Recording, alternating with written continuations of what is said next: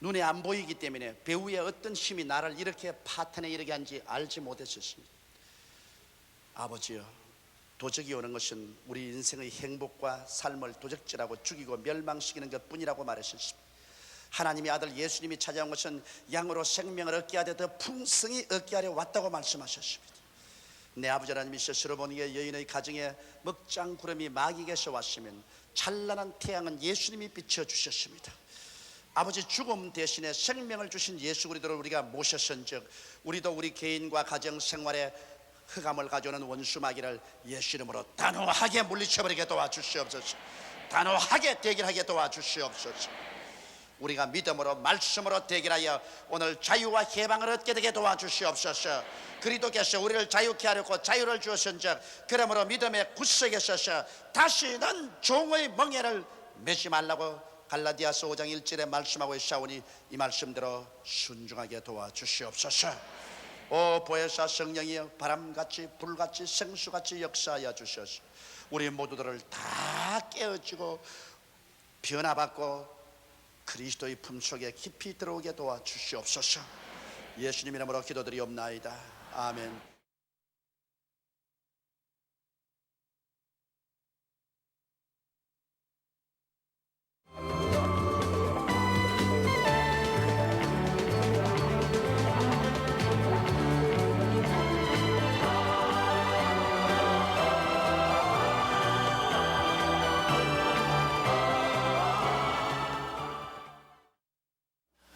(5월은) 가정의 달입니다. 이러므로 저는 오늘 여러분과 함께 당신의 가정은 건강합니까? 이 제목으로 은혜를 나누고자 합니다. 생존 경쟁에 시달리고 지치고 혹은 상처 입은 인간은 따뜻한 사랑과 이해와 동정과 치료가 있는 훈훈한 가정의 품을 모르다 그리워하게 되는 것입니다. 가정은 우리를 치료하고 휴식을 주며 내일에 대한 희망과 용기를 주는 가장 아름답고 그리고 가장 친밀한 삶의 보금자리요 운명 공동체인 것입니다. 그러나 현실은 그렇지만은 않습니다. 많은 갈기갈기 찢기고 상처투성이가 된 가정이 날이 갈수록 많아지고 있습니다. 이하간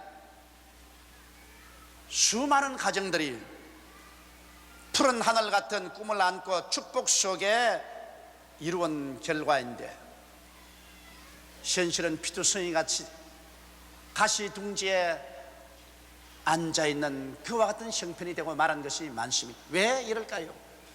우리 가정을 참으로 행복과 기쁨이 넘치는 가정으로 만들 수가 없을까요? 이것이 우리 모든 사람들의 소원일 것입니다. 오늘 거기에 대한 하나님의 교훈을 여러분과 함께 알아보고자 하는 것입니다. 우리가 정말 기쁨이 있고 행복이 있는 가정을 창출하기 위해서는 첫째로 남편과 아내의 마음속에 거대한 변화를 받아들여야만 하는 것입니다. 예수님께서 이 세상에 오셔서 제일 처음 기적을 행하신 것이 가나의 혼인잔치였습니다. 주님께서 혼인잔치에 참석한 것은 바로 혼인이 얼마나 중요하다는 것을 인정하기 위해서 그렇게 하신 것입니다. 예수님의 어머니와 제자들과 함께 혼인잔치에 참여했는데 그만 그 혼인잔치에 포도주가 떨어졌습니다. 그래서 그 잔치 주인은 어찌할 바를 몰라서 허둥지둥대고 이제 갓 결혼해서 사회 인정을 받으려고 하는 신혼부부가 낭패에 치였습니다. 이 사실을 보고 예수님의 어머니 마리아가 예수께 오셔서 이 집에 포도주가 떨어졌다고 말씀을 하셨습니다. 그럴 때 예수께서 여자여 나와 무슨 상관이 있나이까?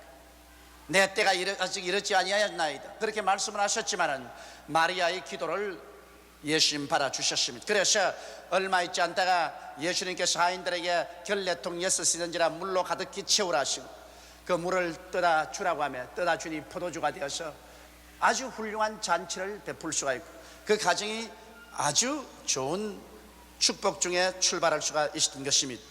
오늘 이것은 깊은 상징적인 의미가 있습니다. 여러분, 우리가 행복한 가정을 이루기 위해서는 우리 한 사람 한 사람이 마음에 물이 포도주로 변하는 것처럼 변화를 수용하고 조화를 받아들여야지. 남편은 남편대로 내가 결혼하든 안 하든 나는 내대로 산다 그러고 부인은 부인대로 내가 시집을 가든 안 가든 내 생긴 대로 살지 내가 뭘 타협을 하겠는가 이렇게 생각한다면 그 가정은 벌써 어려운 고비에 겪고 마는 것입니다. 왜냐하면 여러분, 한 남자와 한 여자가 합쳐서 한 가정을 이룬다는 것은 그 자체가 벌써 굉장한 모험입니다. 왜냐하면 그 두 사람은 서로가 다른 것이 정상인 것입니다. 부부간의 성장 환경이 다르므로 사람들은 자라날 때 그 인격의 큰 형성을 체험하게 됩니다. 이러므로 환경이 다르니까 인격적인 형성도 다릅니다. 교육 정도가 다르므로 그들이 사회를 바라보고 세상을 바라보는 척도가 다릅니다. 또 남녀의 심리적 육체적인 실존이 다르기 때문에 마음의 모든 희노애락의 감정이 다릅니다. 또 그뿐 아니라 꿈과 희망도 다르고 성품과 개성도 다릅니다. 이러므로 한 남자와 한 여자가 연합하여 한 가정을 이룬다는 것은 굉장한 모험인 것입니다.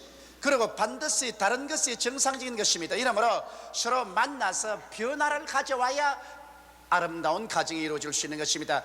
연애할 때 가졌던 정열적인 색안경으로 보면은 모든 것이 아름답기만 보이지만은 실제 결혼해서 부부가 되어서 한 지붕 밑에 삶이 한 솥에 밥을 먹게 되면 제일 먼저 발견하는 것이 우리가 이처럼 다른 줄 몰랐다는 것입니다.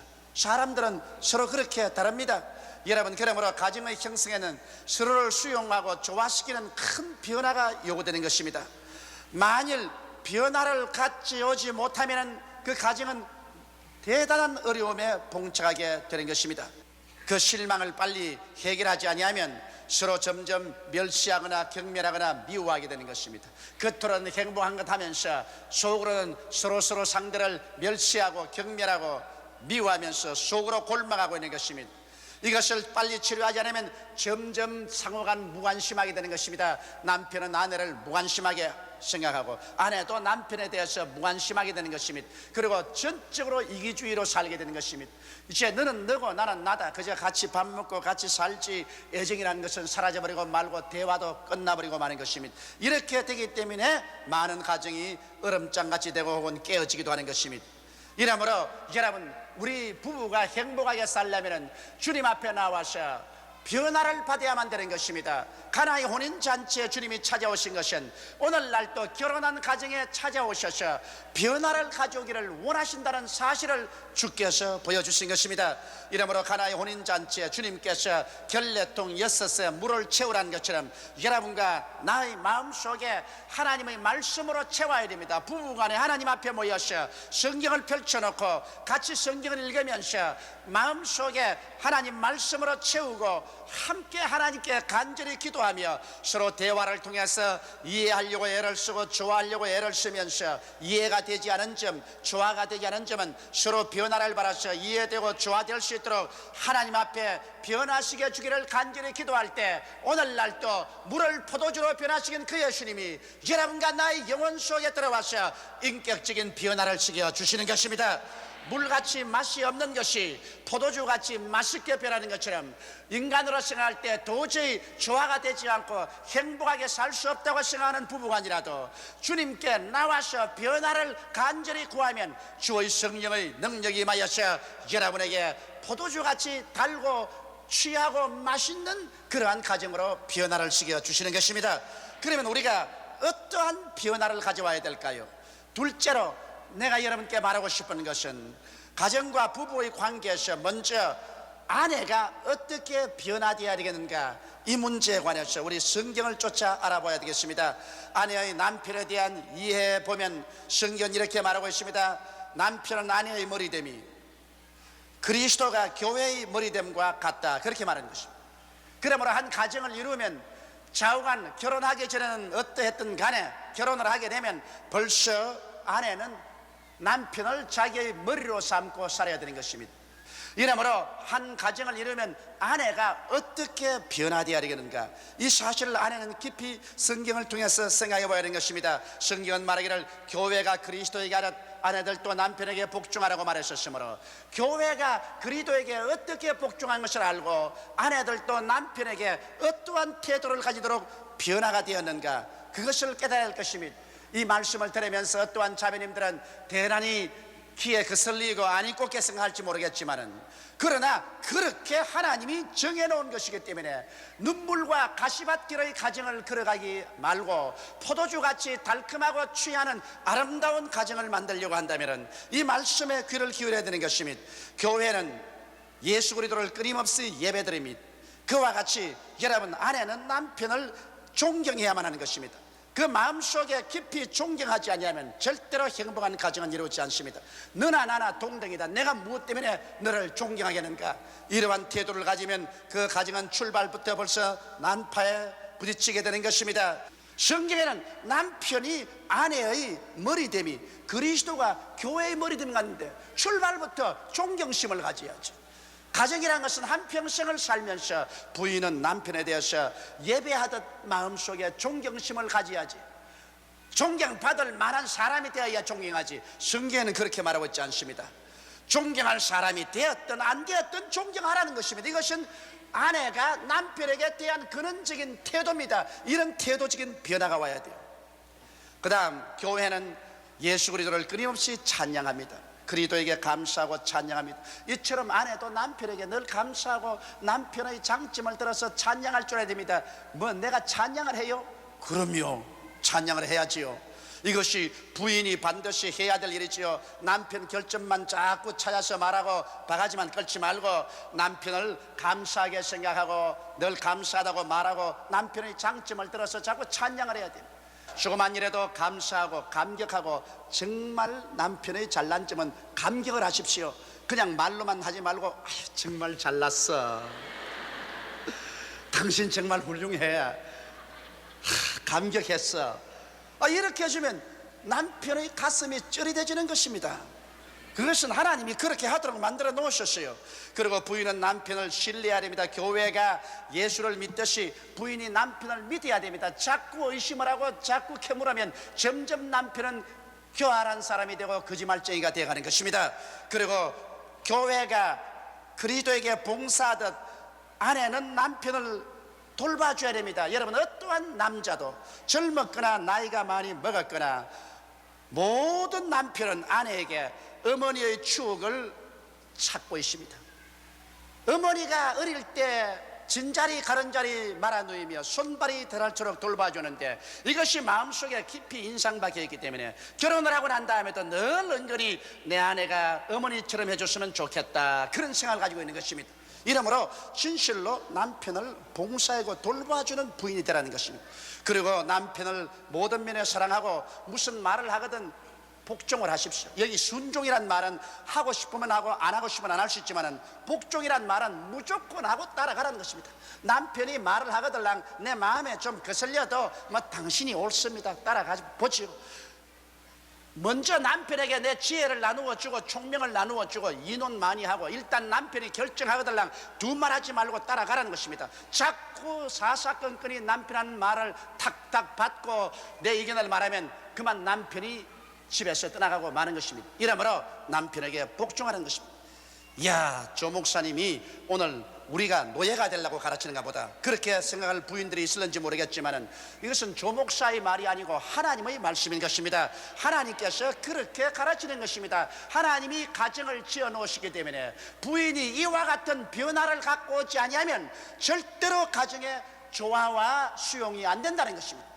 오늘 많은 사람들이 우리 아버지는 나를 그렇게 안 대했는데, 우리 어머니는 나를 그렇게 안 대했는데 내가 시집 와서 무엇 때문에 여기 와서 종살이 한단 말이냐, 이렇게 생각한다면 거대한 잘못입니다. 예수께서 물을 변하여 포도주로 만든 것처럼 처녀 시절의 인격은 물이었는데 시집 오고 난 다음엔 포도주와 같이 변화가 되어야 되는 것입니다. 예수께 기도해서 이와 같은 변화를 가져와서 성경 말씀대로 교회가 그리스도에게 하듯 아내가 남편을 이렇게 섬기면 남편은 그 아내를 귀하게 안 여겨줄 수가 없는 것입니다. 그 다음 셋째로, 또 가정과 부부의 관계에서 남편의 위치도 우리가 알아야 되는 것입니다. 성경에는 말하기를 아내의 머리로 남편은 아내를 책임져야 한다고 말하고 있는 것입니다. 머리는 몸을 책임집니다. 머리는 몸을 지도하고 보호하고 양육하고 몸을 편안하게 해야 될 책임이 있는 것입니다. 그러므로 어느 가정의 남편도 일단 결혼했으면 그 남편은 그 부인과 가정을 지도해야 되고 보호해야 되고 양육해야 되고 편안하게 만들어야 하는 것입니다. 이것도 못하는 머리 같으면 그 머리는 병드는 머리이기 때문에 잘못하면 잘릴는지도 모르는 것입니다. 이러므로 남편의 아내에 대한 태도는 그리스도가 교회를 사랑하듯 사랑하라는 것입니다. 그럼 그리스도가 교회를 어떻게 사랑했나요? 예수 그리스도는 교회의 모든 죄를 용서해 주었습니다. 교회를 불쌍히 여기셔서 교회의 죄를 자기가 짊어지고 교회를 용서해 줘. 오늘날 남편은 아내를 용서해 주는 마음을 가져야 되는 것입니다. 자기의 고향집을 떠나서 친정을 떠나서 남편 하나 믿고 시집 왔으니 모든 것이 어색하고 낫습니다. 그런 가정에 들어왔거들랑 남편은 부인의 모든 결점을 다 덮어주고 용서해주고 불쌍히 여기는 것입니다. 결점을 자꾸 파헤치고 단점을 파헤치고 못난 점을 지적하는 남편은 못난이요, 그런 남편으로서의 자격이 없습니다. 왜냐하면 여러분 머리가 어떻게 합니까? 손가락이 다치면 왜 다쳤노? 왜 피를 흘렸노? 이놈 먹고 잘라버리니까 그럽니까?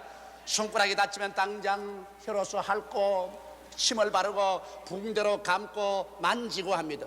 그게 머리가 하는 임무인 것입니다. 남편은 어떠한 가정에서든지 자기 부인의 결점과 아픈 점을 괴롭히지 말고 죄를 용서해주고 용납해주는 그런 자비의 마음을 가지고 대해야 하는 것입니다. 그리고 남편은 아내와 언제나 화해의 선봉에 서야만 되는 것입니다. 여러분, 한 여인이 결혼할 때 남편만 보고 결혼하는 거 아닙니다. 우리 한국적인 상황에서는 결혼이라는 것은 시아버지, 시어머니 그리고 남편의 가족들과 함께 결혼하는 것입니다. 이러므로 남의 식구가 들어오면 반드시 환영을 받는 것은 아닙니다. 이러므로 어찌하든지 남편이 앞을 서고 뒤를 서서 그 부인과 가족과 화목을 시켜줘야 하는 것입니다. 이것은 남편의 중대한 책임입니다. 그렇지 않으면 부인이 혼자 노출되어서 사면 초가성에 사이게 되는 것입니다. 이러므로 남편이 그저 아버지 어머니 앞에서도 아내가 사랑받도록 늘 행동을 하고 형제들과 동기간 간에도 아내가 사랑받도록 화목의 제물이 되는 이러한 일을 해줘야 남편의 역할을 하는 것입니다. 그리고 또 사람이 살자면 서로 마음이 부딪히고 깨어지고 또 서로 상처 입지 않습니까? 그러면 남편이 언제나 먼저 화목을 청해야 돼요. 그리고 남편은 예수께서 교회를 치료한 것처럼 치료해야 됩니다. 이 세상에 상처 입지 않은 사람이 누가 있습니까? 여자는 남자보다 약한 그릇이기 때문에 상처를 입습니다. 그러므로 위로해주고 상처 있을 때 고쳐주고 문제를 가졌을 때 같이 짊어지고 그 문제를 해결해 주어야 되는 것입니다. 이것이 남편이 한 역할인 것입니다. 여자는 연약한 가운데서 자기 마음이 상처 있고 고통을 당할 때 이것을 남편에게 말해도 남편이 못 들은 채하고 오히려 남편이 꾸중을 하고 짓밟아 버리면 그때로부터 마음속이 적개심이 생기고 골마지기 시작하는 것입니다. 이러므로 어떠한 일이 있든지 모두 다 남편에게 상이야기하고 그리고 치료시키려고 애를 쓰고 같이 짐을 지려고 애를 쓰면 굉장한 감격을 느끼고 더 헌신적인 사랑을 할 수 있게 되는 것입니다. 그리고 또 남편은 아내에게 축복이 되어야 돼요. 예수님이 교회를 위해서 저주를 짊어지고 아브라함의 축복을 준 것처럼 아내가 축복을 받도록 해야 되는 것입니다. 그러므로 결혼하고 들어오고 난 다음 남편이 있는 힘을 다해서 자기 힘이 미치는 한도 내에서 아내의 소원을 이루어 줘야 되는 것입니다. 아내가 무엇을 소원한지 너는 우리 집에 왔으니까 이제는 끝장이다 그렇게 하면 안 돼요. 대개 남자들이 거짓말을 많이 했기 때문에 평생을 여자들이 마음속에 원한의 칼을 품고 살게 만듭니다. 그건 왜냐하면 결혼하기 전에 너 우리 집에 결혼하면 교회도 내 같이 따라가주마, 너 결혼하면 학교 공부시켜주고 말고 공부시켜주지, 그 결혼하고 나면 너 원하는 거 해주지 해놓고 난 다음 딱 결혼하고 집에 들어오면 여보 나 그러면 이제는 우리 집에 시집 온 거야. 옛날에 연애했다는 말은 다 없어. 공부는 무슨 공부, 잔소리 말고 일이나 해. 그때부터 마음속에 원한의 칼을 품습니다. 사람을 내가 이렇게 대접하겠냐, 원한의 칼을 품어요. 그래서 그 결과로 한평생을 살면서 사이가 좋지 않게 되는 것입니다. 여자들은 여러분 원한을 품고 있으면 원수 갚을 날이 옵니다. 나이가 50이 되고 60이 되면 여자는 강해지고 남자는 약해집니다.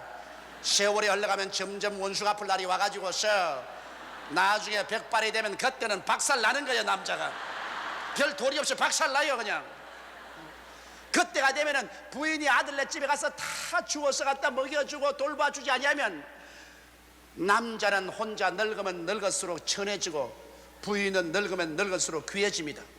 젊을 때 잘해놓아야 늙을 때 부인이 앞을 막고 뒤를 막습니다. 나는 이런 이야기를 들었어요. 어떤 노인 70이 된 한 부부인데 아버지가 저녁에 늦게 오면 며느리가 나와서 아버님 식사하셨어요? 아, 나 생각 없다. 예, 알았습니다. 문 탁 닫는데요. 그러나 자기 부인이 같이 있으면 부인이 자기 며느리 보고, 야, 무슨 소리야, 그런 소리가 있노? 아버님이 늦게 오면 입맛이 없어서 식사를 못한다 하더라도 네가 차려와야지. 노인이 끼니를 놓치면 되냐? 밥 차려오느라. 그래, 밥 차려오면은, 아니 노인이 끼니를 놓치면 어떻게 하노? 입맛이 없어 먹어야죠. 부인이 앞서가지고서 밥상을 갖다 놓고 난 다음에 먹여준대요. 그 이야기를 하면서, 이야, 아무리 이쁜 며느리보다도 미운 마누라가 낫더라. 사실 그렇습니다, 여러분. 부인이 있어서 앞을 뒤를 돌봐주지 않으면 남자는 나이 먹으면 형편이 없는 것입니다. 이렇기 때문에 언제나 젊었을 때 부인에게 축복이 되도록 잘해주고 부인의 소원을 이루어주면 늙어서 그 부인이 남편을 떠나지 않고 섬기는 것입니다. 또 예수님은 교회 천국을 준 것처럼 남편은 최선을 다해서 부인에게 천국과 같은 행복한 환경을 만들어주는 것입니다. 생활의 환경을요, 부인이 부엌에서 일하면 거친 손으로 어려우면 고무장갑이라도 사다 주고 냉장고라도 갖다 주고 소재기라도 사다 주고, 돈이 없으면 할 수 있지만 있는 한도 내에서 부인에게 행복하게 살 수 있도록, 나는 이 집에 시집 와서 천국같이 살았다, 정말 나는 후회할 것이 없다, 이렇게 만들어주는 것이 남편의義務라고 성경은 말하고 있는 것입니다. 부인이 한평생을 살고 남은 것은 티나 주름 잡힌 것밖에 없고 괴제한 몰골로 남게 되면 이것은 남편의 수치입니다. 남편은 그 부인이 시집 와서 마지막 이 세상에서 헤어질 때까지 티나 주름 잡힌 것이 없이 영광스러운 아내로 마음도 활짝 피고 생활도 활짝 피어서 일어나는 그와 같은 아내를 만들어 주어야만 되는 것입니다.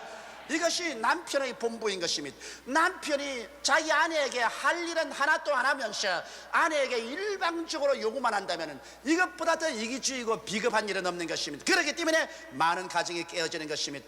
오늘날 가정이라는 것은 예수님께서 가나의 혼인잔치에 물을 변하여 포도주로 만든 것처럼 남편도 변화를 받기를 원하고 아내도 변화받을 각오를 해서 하나님 앞에서 자기의義務를 깨닫고 변화를 받아 그것을 실천하게 될 때 행복한 가정이 이루어질 수가 있는 것입니다.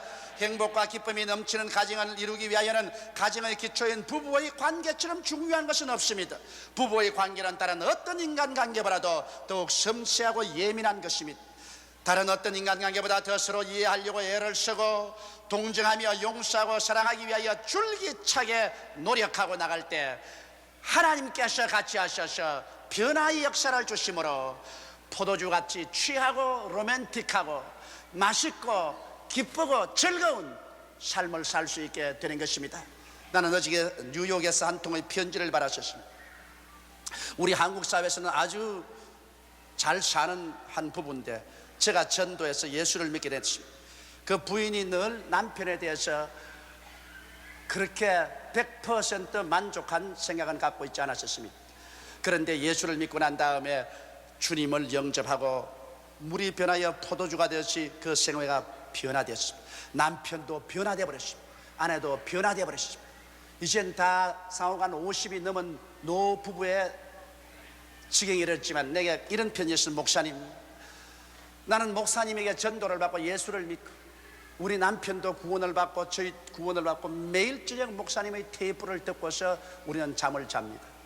이제 우리는 서로 변화되고 난 다음 부부간에 나이 50이 넘었는데도 이렇게도 로맨틱할 수가 없습니다. 나는 우리 남편을 쳐다보면 이상하게 마음이 설레고 마음이 흥분이 되고 꼭 젊은 소녀와 같이 로맨틱한 심정이 생깁니다. 왜 이럴까요? 그래서 내가 그 편지를 당장 그 자리에서 답장을 해주십니다. 정말 당신의 편지를 받고 마음이 무척 기뻤습니다. 젊은이들만 로맨틱하게 살라는 법은 없어요. 백발이 되어도 부부간에 서로 쳐다보고 로맨틱하고 살아야지요. 서로 흥분하고 서로 마음이 이상하게 취하고 야릇한 사랑의 감정이 있어야 한평생을 즐겁게 살 수 있지 않겠습니까? 정말 잘했습니다. 계속해서 예수를 믿고 기도하고 성령이 변화시켜서 백발이 되어도 부부간에 로맨틱한 마음을 가지고 사시기를 바랍니다. 당신이야말로 하나님께 축복받은 사람입니다. 이런 편지의 답장을 해주었습니다. 여러분, 이제 뭐 나이 먹은 사람이 젊은이도 아닌데 로맨틱이고 뭐고 그런 게 있을 게 뭐야. 그것은 잘못된 소리인 것입니다. 사람은 몸은 늙어도 마음은 늙지를 않습니다. 이제 내 나이 50이 넘어서도 생각해보니 내 나이는 50이라도 내 지금 심정은 아직까지도 17, 18살입니다. 그러니 어찌 주님께서 같이 하셔서 물을 포도주로 변화시키는 역사를 베풀어 준다면 부부간에 항상 포도주 같은 로맨스를 가지고 살 수 있지 않겠습니까? 이러므로 오늘 이 시간에 여러분 모두 다 이 가정의 주간에 주님 앞에 나와서 변화를 받는 여러분 되시기를 주의 이름으로 축원합니다. 다 같이 고개시켜 기도드리겠습니다. 살아계시고 거룩하신 우리 아버지 하나님, 남편과 아내가 가정을 이루어서 사는 것은 바로 예수 그리스도가 우리 남편 되고 우리가 그 아내 된 그림자인 것이오니 내 아버지 하나님이시여, 우리 실체의 천국에 들어가서 예수님과 함께 참 행복한 삶을 살게 될 것인데, 그 그림자로서 이 땅의 가정을 정말 행복하게 만들어 갈 수 있는 우리들이 되게 도와주시옵소서. 일생일대 한 번밖에 없는 기회이요 경험이오니 내 아버지 하나님이시여, 오늘 이 시간에 진실로 남편도 아내도 가슴을 펼쳐놓고 하나님 앞에서 변화를 받게 도와주시옵소서. 진실한 아내